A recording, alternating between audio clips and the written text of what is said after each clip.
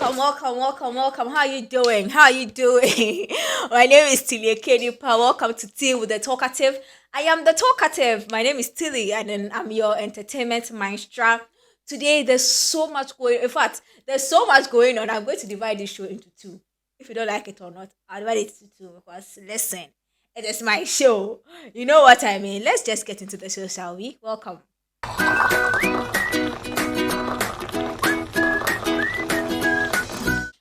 Okay, so let's start from the weekend. What happened? And then we'll move on into what is happening today or as the week progresses. Now, Amerado and first of all, Amerado went to DJ Slims in the booth. And of course, whenever Amerado gets the chance to rap, Amerado always has a way of, it's either he's finding a sarcastic way of praising artists or especially colleague rappers, or he's actually coming for your head. And one person that he's actually been going after for a very long time now has been Kofi Mole. I am not so specific on what he said to Kofi Mole in this particular session on DJ Slims in the booth. However, Kofi Mole have money nipi. I know that Amerado came for rappers. Kofi Mole is a rapper, so he feels offended and he feels he has to say something. I don't mind at all. Kofi Mole has taken to his social media. Kofi Mole is saying that you go rap like 6 hours only to talk about people you never go feel rap like. Waste of time, Nichimi. Violence. I love bloodshed on social media. I'm sorry. I'm supposed to know better, but this is exciting. It excites me in a weird way. And of course, this particular freestyle that Amerado threw some shots at Medikal. And Medikal, they know that come on. Medikal went and then went. You know what Amerado said in the freestyle was that he doesn't understand if Medikal is a graphic designer or he's a rapper because he's online and he's editing people's pictures. Remember what he did with Strongman and Eno Baroni? And one Medikal, quite far, strong Amerado Bennett's picture that he was holding the rapper trophy at the VGMA, and then he has got to edit the picture out and he has put it, that graphic designing thing that he threw a shot at him in the booth, he has edited it and he said on colors G, which is Uncle G. So now this thing, of course, social media people like me that like violence have been happy about it, but I think the excitement has basically been between Kofi Mole and then Amerado Benna.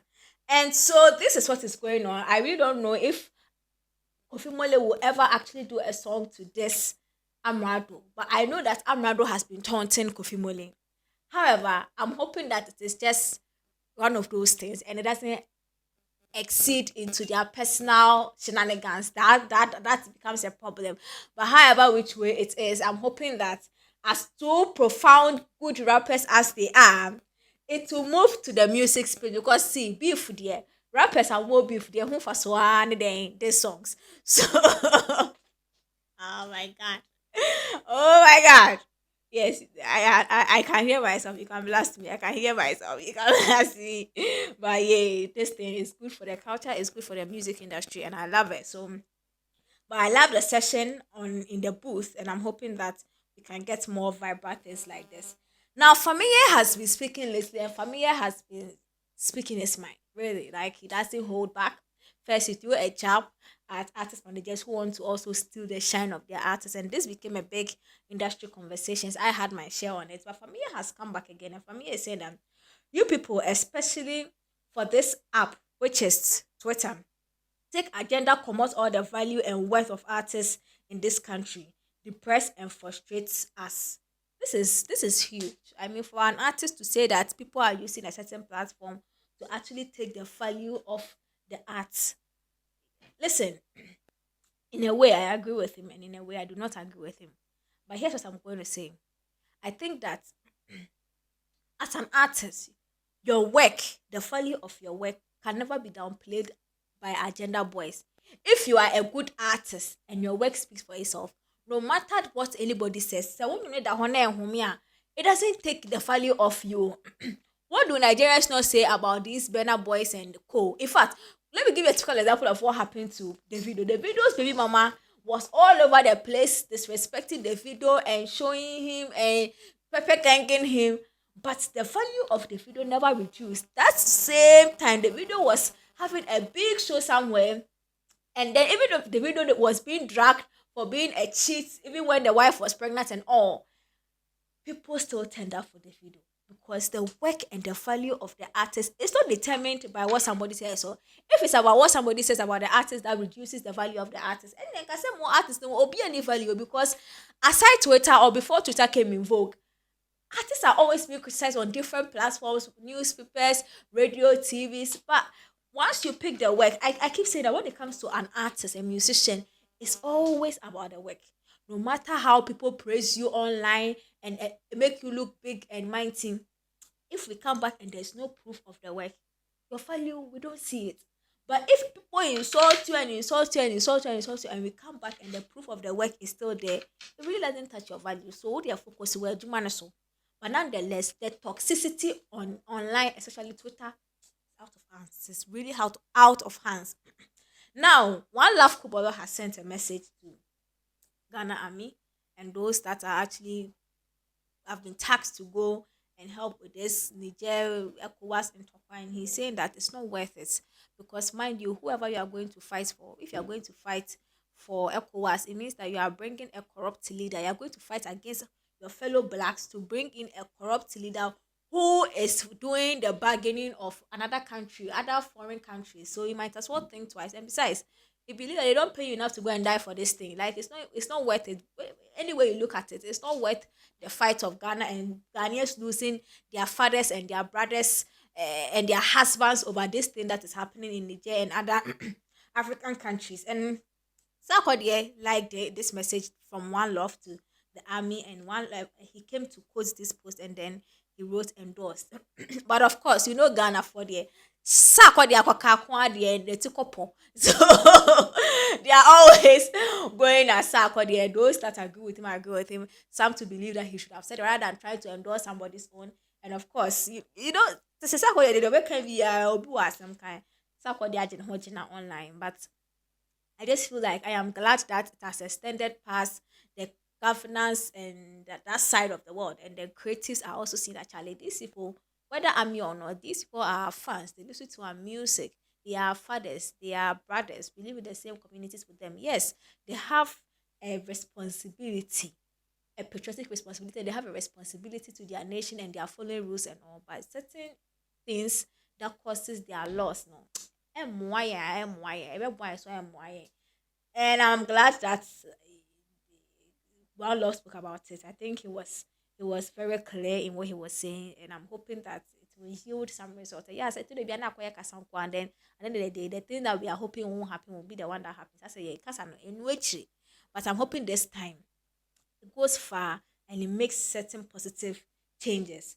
Now, Elombini, who is one of the very, very, very celebrated artist managers here in Ghana and talent managers here in Ghana, has said something about Ghana creative industry, especially the music world. And this is what he says.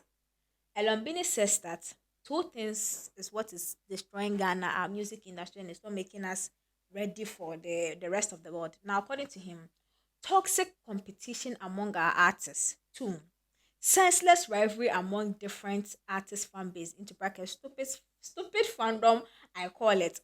Until the above two is put away, we will still be where we are, though we have super talented artists from Ghana. In fact, this thing, I really don't know if I'm going to argue about it. It is true. Fandom ni Jimieno, which is what I'm quoting the stupid thing I say. It is too much. It's like we the fans we kiss the ass of the artist so much, and sometimes I feel like that's the role of the artist. I mean that's the role of the fans to kiss the ass of the people they like. But those that are around the artist that can talk for him to listen, no, what do they tell these artists?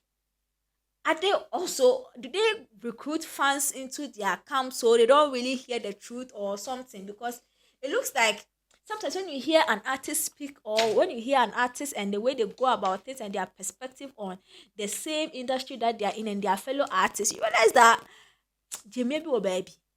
or is it a certain advice that goes to the artist directly? It's not making sense. Or somebody around the artist that's supposed to tell the artist that your boss will abutre. No, it's not happening. Now let's take the first thing he said: toxic competition amongst artists. Listen, our industry, yeah, yeah, it's a see, Ghana music industry is still a growing industry. It's not grown, and then there is a certain unnecessary competition, even especially with the women. There is no way we can compete with the rest of the world if we can't collaborate. Art thrives in collaboration. So if we can't collaborate and see where we can support each other and our loopholes to grow as an industry, and we think that everything is about us individual, and we are always fighting a selfish agenda, and we have our crazy fans and our ignoramus or ignorant fans supporting us, and we are using them as the reason to incite unnecessary things. Industry no dey ɛbɛyɛ na ayɛ no. Trust me, deɛ ɛbɛyɛ na ɛbɛyɛ no nti no. This thing that he said, I agree 100. However, there are so many factors that is not making our super talented artists also go far. That one too is there. But these things he has highlighted, they are true, and I wanted to hit on it. Now, another thing I think I want to talk about has been this media general head of business news. He's called Kwesi Asare, and Kwesi Asare is the first Ghanaian to actually win the Komala Dumont Awards by BBC, and this is a big news that's worth celebrating. So I watched him on TV today at TV3 where they are celebrating him. I like how the reportage went and how they picked opinion to make the celebration huge. So this is a post by Ghanaian blogger who was at the celebration at TV3 this morning. He said, Ghanaian TV presenter and journalist Kwesi Asare has won the 2023 BBC News Kwamala Dumont Awards. The 36-year-old is the eighth recipient of the award and the first to come from Ghana, like the late Kwamala Dumont. Asare is currently the head of business news at Ghana's private TV3 channel, where he has worked for 7 years as one of its main news anchors. The award was created to honor Dumont, a presenter for BBC World News, who died suddenly, aged 41 in 2014. So this is good, and I'm hoping that as he's the first Ghanaian, it's going to open more doors. But it looks like the criteria is really strong to have something that's named after a Ghanaian to come. This is the first time he's coming to Ghana. It's enough from sir, but congratulations to him, and I'm really, really proud and happy about this. So I just needed you to know as well. Mr. Drew is saying something, and people are saying, "Hey, Mr. Drew, what are you talking about?" Mr. Drew was on new 360, the show Showbiz 360 with Giovanni, and Mr. Drew is saying that he has actually left his royalties and everything that came from his music that he did at highly spiritual for them as part of his parting gift and to show his gratitude. And I'm like, and then in fact, I'm not like, let me say what is going on.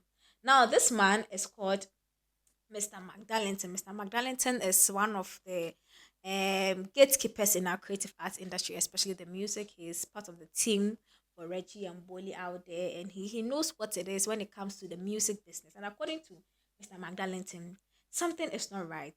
No right thinking music creator should relinquish royalties for his intellectual property this way.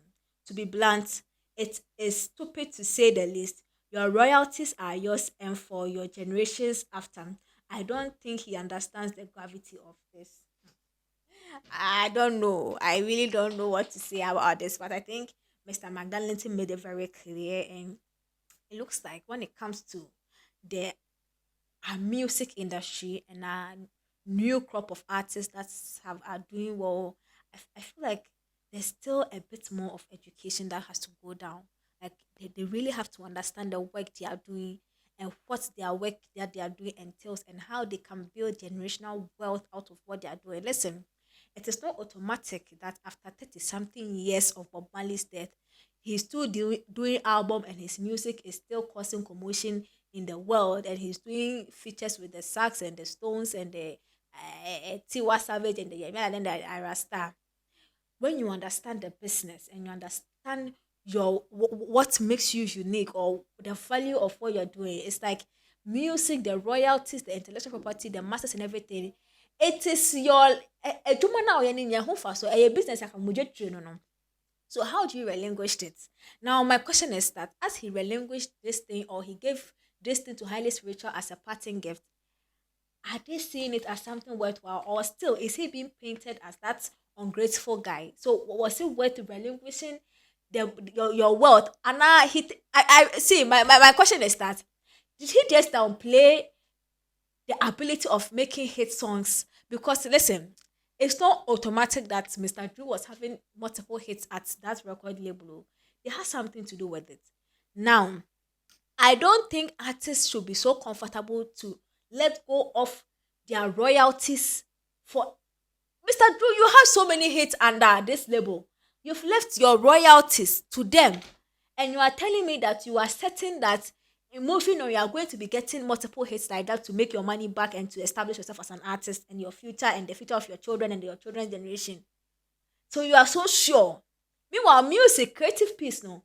And that from Saga, especially Ghana, where our system is not so sure. At when you hit or some label, like, it becomes difficult. We know that.